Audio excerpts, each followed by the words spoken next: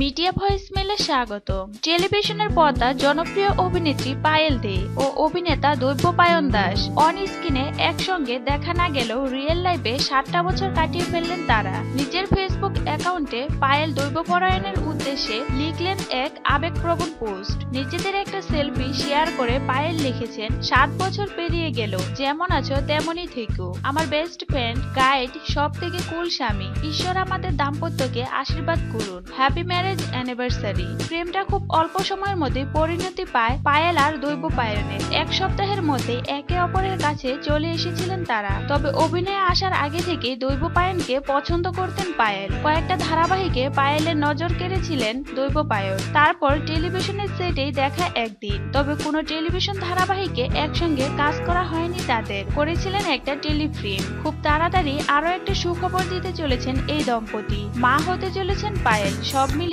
আনন্দের সপ্তম শিখরে রয়েছেন পায়েল দৈব্যপায়ন। টেলি এই তারকা দম্পতির জন্য রইল অনেক অনেক শুভকামনা ও শুভেচ্ছা।